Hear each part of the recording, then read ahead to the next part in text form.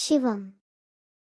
സകല നിർമ്മലതയുടെയും ശാന്തതയുടെയും ദൈവിക താളമാണ് ഈ പദം. ഒരൊറ്റ നിമിഷം നിശ്ചലതയെ സ്പർശിക്കുന്നതുപോലെ തോന്നുന്നൊരു അനുഭവം. ശിവൻ സംഹാരത്തിന്റെ ദേവനെന്നാണ് പറയുന്നത്. പക്ഷേ അത് നാശത്തിന്റെ ഭയം അല്ല, പഴയതെല്ലാം നീക്കി പുതുജീവന്റെ പ്രകാശം വരവേൽക്കാനുള്ള ശുദ്ധീകരണമാണ്.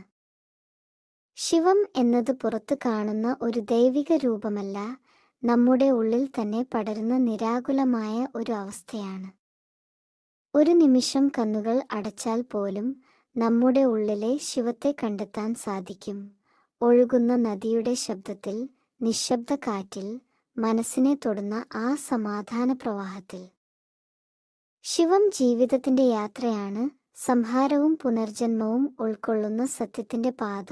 നമ്മുടെ ദുർഗുണങ്ങളെ സംഹരിച്ചു കാരുണ്യത്തെയും സ്നേഹത്തെയും പുതുക്കി ഉയർത്തുന്ന ശക്തി. ശിവം നമ്മെ പഠിപ്പിക്കുന്നത് ഒരൊറ്റ സത്യം: ശാന്തത നമ്മളിൽ തന്നെയാണ്. ആ ശാന്തതയെ കണ്ടുപിടിക്കുന്ന ഓരോ നിമിഷവും ജീവിതം പ്രകാശമാവുന്നു. ഓം നമോ ശിവായ.